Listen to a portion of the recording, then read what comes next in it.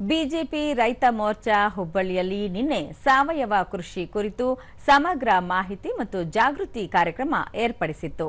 ಕಾರ್ಯಕ್ರಮದಲ್ಲಿ ಶಾಸಕ ಎಂಆರ್ ಪಾಟೀಲ್, ವಿಧಾನ ಪರಿಷತ್ ಸದಸ್ಯ ಲಿಂಗರಾಜ್ ಪಾಟೀಲ್ ಮತ್ತಿತರರು ಉಪಸ್ಥಿತರಿದ್ದರು. ಇದೇ ವೇಳೆ ಸಾವಯವ ಕೃಷಿಯಲ್ಲಿ ಪ್ರಗತಿ ಸಾಧಿಸಿದ ಸಾಧಕರನ್ನು ಗೌರವಿಸಲಾಯಿತು. ಬಳಿಕ ರೈತರು 14 ಎಕರೆ ವಿಸ್ತೀರ್ಣದ ಸಾವಯವ ತೋಟಕ್ಕೆ ಭೇಟಿ ನೀಡಿ ರಾಸಾಯನಿಕ ಮುಕ್ತ ಸಾವಯವ ಬೇಸಾಯದ ಬಗ್ಗೆ ಮಾಹಿತಿ ಪಡೆದರು.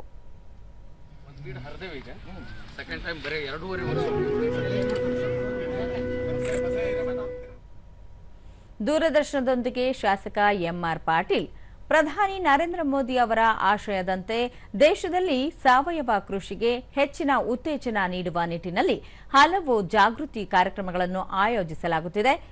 ವರ್ಷಪೂರ್ತಿ ಜಿಲ್ಲಾ, ತಾಲೂಕು, ಹೋಬಳಿ ಮಟ್ಟದಲ್ಲಿ ಇಂತಹ ಕಾರ್ಯಕ್ರಮಗಳನ್ನು ನಿರಂತರವಾಗಿ ಹಮ್ಮಿಕೊಳ್ಳಲಾಗುವುದು ಎಂದು ತಿಳಿಸಿದರು. ಇಲ್ಲಿ ಪೀಕ್ ಬಂದ ಮನಗಂಡ ಮ್ಯಾಗ ನಾವೆಲ್ಲರೂ ಅದಕ್ಕೂ ಕೂಡ ಹೋಗ್ತೀವಿ ಅನ್ನುವಂಥ ಸ್ವಭಾವದೊಳಗೆ ರೈತರು ಇರುವುದರಿಂದ ಇಲ್ಲಿ ಎಲ್ಲ ಯೂನಿವರ್ಸಿಟಿಯಿಂದ ಬಂದಂಥ ವ್ಯಕ್ತಿಗಳನ್ನ ಕರೆಸಿ ರೈತರಿಗೆ ಬೇಕಾದಂತ ಮಾಹಿತಿಗಳನ್ನು ಕೊಡ್ಲಿಕ್ಕೆ ನಾವೆಲ್ಲ ಇಲ್ಲಿ ಪ್ರಾಮಾಣಿಕ ಪ್ರಯತ್ನ ಮಾಡ್ತಾ ಇದ್ದೀವಿ. ವಿಧಾನ ಪರಿಷತ್ ಸದಸ್ಯ ಲಿಂಗರಾಜ್ ಪಾಟೀಲ್, ರಾಸಾಯನಿಕ ಗೊಬ್ಬರಗಳ ಬಳಕೆಯಿಂದ ಮಣ್ಣಿನ ಗುಣಮಟ್ಟ ಕುಸಿಯುತ್ತಿದ್ದು ಜನರ ಆರೋಗ್ಯದ ಮೇಲೂ ಪರಿಣಾಮ ಬೀರುತ್ತಿದೆ. ಹೀಗಾಗಿ ಸಾವಯವ ಪದ್ಧತಿಯ ಕೃಷಿ ಅಳವಡಿಕೆ ಇಂದಿನ ಅಗತ್ಯವಾಗಿದೆ ಎಂದರು. ಭಾರತೀಯ ಜನತಾ ಪಕ್ಷ ಎಲ್ಲ ರೈತರಿಗೆ ಅಥವಾ ಜನರಲ್ಲಿ ವಿಶೇಷವಾದಂತಹ ಒಂದು ಜಾಗೃತಿ ಉಂಟು ಮಾಡುವಂತಹ ಒಂದು ಉತ್ತಮವಾದಂತಹ ಕಾರ್ಯಕ್ರಮವನ್ನು ಇವತ್ತು ಡೋಲಿ ಗ್ರಾಮದಲ್ಲಿ ಹಮ್ಮಿಕೊಂಡಿದ್ದಾರೆ.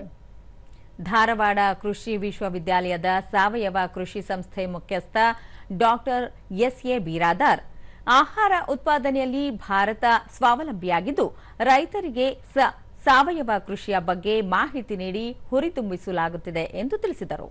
ಅದರ ಜೊತೆಗೆ ಇದಕ್ಕೆ ಬೇಕಾಗುವಂತ ಏನು ಸೂಕ್ಷ್ಮಾಣುಜೀವಿಗಳ ಗೊಬ್ಬರ ಅಂತ ನಾವು ಹೇಳ್ತೇವೆ, ಬಯೋ ಇನ್ಪುಟ್ಸ್ ಅಂತ ಹೇಳ್ತೇವೆ, ಅವುಗಳನ್ನು ನಾವು ಉತ್ಪಾದನೆ ಮಾಡಿ ರೈತರಿಗೆ ಡೆಮಾನ್ಸ್ಟ್ರೇಷನ್ ರೂಪದಲ್ಲಿ, ಪ್ರಾಯೋಗಿಕ ರೂಪದಲ್ಲಿ ಕೊಡಕ್ಕೆ ನಾವು ಪ್ರಯತ್ನ ಮಾಡ್ತಿದ್ದೇವೆ.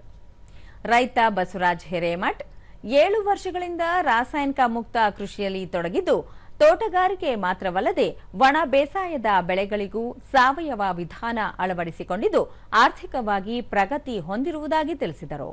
ನಾನು ಬರೀ 17 ಎಕರೆ ಬೇಸಾಯ ಮಾಡಿದ್ದು, ಒಣ ಬೇಸಾಯ 24 ಲಕ್ಷ ರೂಪಾಯಿ ಟೋಟಲ್ ನಾನು KOF ನಿಂದನೇ ತಗೊಂಬಂದೇನಿ. ಇದು ವರ್ಷನ ರೀ ಆದಾಯ. ಇದಕ್ಕಿಂತ ಹೆಚ್ಚಿಗೆ ಇನ್ನೇನ್ ಬೇಕ್ರಿ? ಯಾವ ರಾಸಾಯನಿಕ ಬೆಳೆಸಿದ್ರೆ ಇಷ್ಟು ಬರ್ತೈತಿ ಅದನ್ನ ಹೇಳ್ರಿ. ನನಗೆ 4 ವರ್ಷಕ್ಕನ ಅಡಿಕೆ ಫಸಲ್ ಕೊಡ್ತೈತಿ. 50-60 ಕೆಜಿ ಗಿಡ ಅದಾವು, ತೋರಿಸ್ತೇನೆ.